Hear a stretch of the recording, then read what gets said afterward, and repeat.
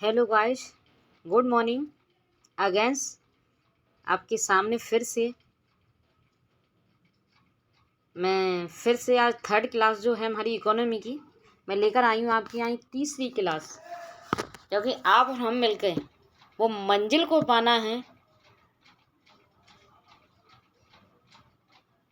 जो हमारे कह सकते हैं हमारे अंदर छुपी हुई है। हम और आप मिलकर वो सारे रास्ते पार कर लेंगे जहाँ तक हमने सोचा है दोस्तों। तो हम चलते हैं। कल जो हमने किया था सिलेबस में, देखते हैं हमारी समाजवादी अर्थव्यवस्था हो पाई थी। एक बार फिर से हम रिवाइज कर लेते हैं। पूंजीवादी अर्थव्यवस्था के अन्य नाम क्या क्या हैं, जैसे कि आप देख पा रहे होंगे। अन्य नाम क्या हैं, थोड़ा सा जी ओके। पूंजीवादी अर्थव्यवस्था अन्य नाम से जाना जाता है। पूंजीबाजी के नाम क्या क्या हैं? अनियंत्रित नाम है अनियंत्रित अर्थव्यवस्था या बाजार अर्थव्यवस्था। क्या नाम है? पूंजीवादी अर्थव्यवस्था क्या नाम है? अनियंत्रित अर्थव्यवस्था। और दूसरा क्या है? बाजार अर्थव्यवस्था कहते हैं किसको? पूंजीवादी अर्थव्यवस्था को। अर्थव्यवस्था में सरकार का हस्तक्षेप न्यूनतम होता है। यहाँ सरकार का हस्तक्षेप कितना होता है? न्यूनतम होता है। यानी जैसे मैंने बताया सी परिवार, भैया बच्चा ही करेगा सब कुछ, जो करेगा वो, है कि नहीं। तीसरी बात करूँ, बाजार की शक्तियों द्वारा संचालित अर्थव्यवस्था है। यानी बाजार की शक्तियों पर ही चलेगी सारी जो भी चलेगी अर्थव्यवस्था, यानी डिमांड एंड सप्लाई पर चलेगा। सरकार कुछ नहीं करेगी, डिमांड एंड सप्लाई बाजार की शक्तियों द्वारा ही संचालित अर्थव्यवस्था है यहाँ पे।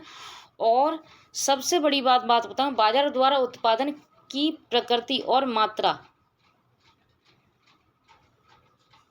निर्धारित होता है यहाँ पे, ठीक है। यहाँ बात कर लेते हैं, बाजार के लाभ पर आधारित अर्थव्यवस्था है। भाई लोगों को लाभ मिलना चाहिए, यहाँ सरकार को लाभ नहीं चाहिए, यहाँ लोगों को लाभ मिलना चाहिए।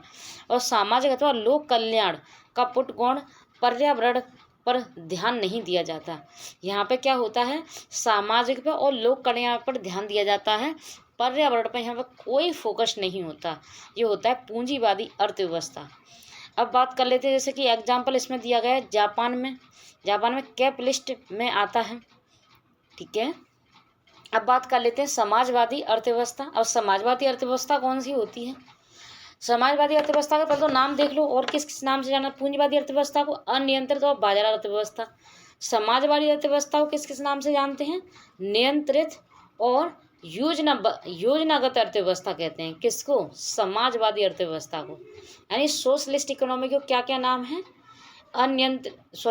नियंत्रित और योजनागत अर्थव्यवस्था में सरकार की व्यापक और नियंत्रित भूमिका होती है।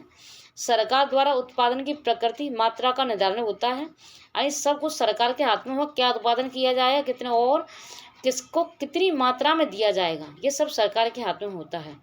क्या क्या होता है? यानी उत्पादन क्या होगा और कितनी मात्रा में लोगों को दिया जाएगा। पांचवा इसमें होता है अधिकतम सामाजिक कल्याण पर आधारित व्यवस्था है ये, ठीक है। और आर्थिक स्वतंत्रता सबसे कम होती है यहाँ पे।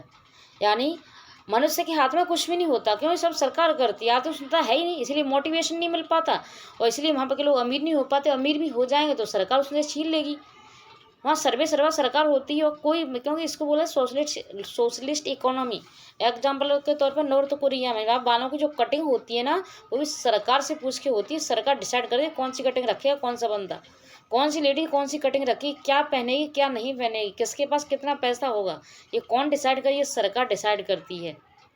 ये सोशलिस्ट इकोनॉमी कहते हैं जिसको। और रूस एक बार टमाटर की फसल को बोई, किसानों से कहा कि भाई क्रेट में जो है टमाटर भेजने हैं तो सबको बराबरी में देने हैं। तो किसानों से बोला कि भाई टमाटर को क्रेटों में पैक कर दो। तो सरकार किसान ने क्या किया? कोई कह सकते हैं ना, गला सड़ा कुछ नहीं देगा। किसान ने कहा कौन सा मुझे मिलना है, उसने सारे टमाटर भर दिए। यानी सोचो, एक टमाटर भी सड़ा होगा तो पूरी क्रेट को खराब कर देगा। तो उसने नहीं देखा, ऐसे कई सारे टमाटर सड़े चले, पूरी क्रेट यानी पूरा खेती बर्बाद हो गया, क्योंकि उनको मोटिवेशन ही नहीं था। क्यों ना, अगर सोचो, अगर किसानों में खुद टमाटर होती है, खुद जाते, खुद पैसा मिलता, तो सोचो क्या किसान ऐसा करता? नहीं, क्योंकि यहाँ पे सर्वे सर्वा सरकार होती है। इसीलिए ऐसा होता है। थोड़ा सा और आगे लेके चलती हूँ मैं आपको। ये तो समाजवादी ये यानी इक्वलिस्ट सोशल इकोनॉमी हो गई हमारी, सोशलिस्ट इकोनॉमी। अब बात कर लेते हैं मिश्रित अर्थव्यवस्था की, यानी मिक्स्ड इकोनॉमी की। मिक्स्ड इकोनॉमी होती क्या है? इसमें पूंजीवादी और समाजवादी दोनों ही प्रकार का की अर्थव्यवस्थाओं का लक्षण होता है। यानी कुछ पूंजीवादी होती हैं, यानी कह सकते हैं 60 to 50% होता है, 70 to 30% होता है। ठीक है, इस तरीके से होता है। और सरकार के साथ बाजार की शक्तियों का महत्वपूर्ण भूमिका रहती है। यानी अगर कह सकते हैं खेतों में टमाटर अगर महंगा है, बाजार में टमाटर महंगा है, तो सरकार क्या करेगी? सरकार कहीं ना कहीं से भाई सस्ते करके देगी। तो ये सरकार का रोल है यहाँ पे। यानी सरकार के साथ बाजार की शक्तियों का महत्वपूर्ण भूमिका है। बाजार की गतिविधियाँ अन्य द्वारा लोक कल्याण के संदर्भ में विनियमित है। विशेषकर 1991 से नवीन सुधारों की देन है। यानी भारत के अंदर नवीन सुधारों की देन है, क्योंकि भारत इसका सबसे बढ़िया एग्जाम्पल होता है। भारत का मिश्रित अर्थव्यवस्था का अच्छा उदाहरण माना जाता है ब्राज़ील, साउथ अफ्रीका, मनरेगा भी है। यहाँ पर सरकारी, प्राइवेट और अस्पताल, स्कूल होंगे, BSNL और बाकी सिम भी रहेंगे। जैसे कि भैया और भी सिम तो है, लेकिन BSNL की सिम भी रहेंगे। इसको बोलते हैं मिश्रित अर्थव्यवस्था। ठीक है, आगे हम बात कर लेते हैं। थोड़ा सा लेके चलती हूँ मैं आपको आगे। जी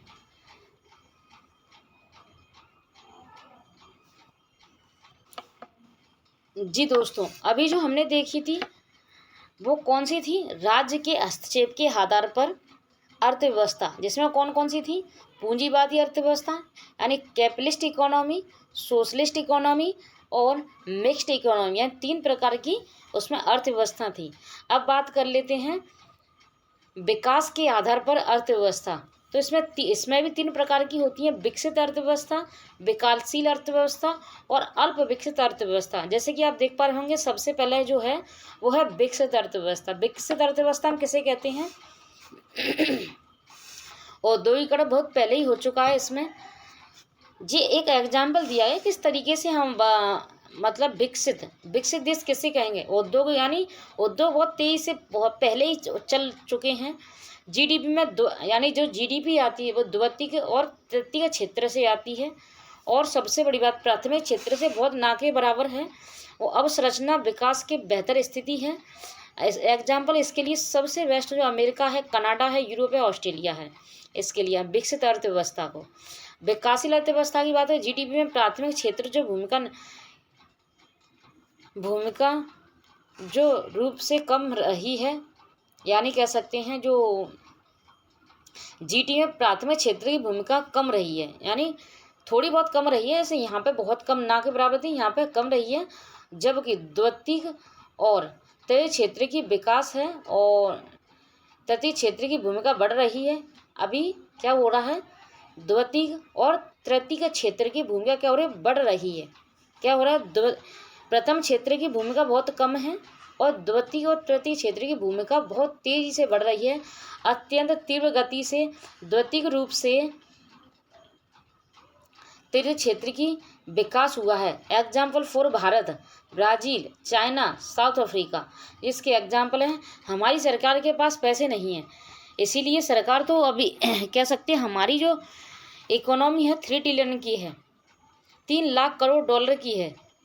ठीक है, 140 करोड़ की जनता है, लोगों को सैलरी देना है, हम कर पाएंगे रखने में, यानी कह सकते हैं कस्टमर को सब्सिडी भी देनी होता है। आप सोच रहे होंगे कि ये सब कर हम लोग कैसे, उसके लिए हमें चाहिए पैसा, वो नहीं है, इसलिए हम फंस जाते हैं। और थोड़ा सा लेके चलती हूँ।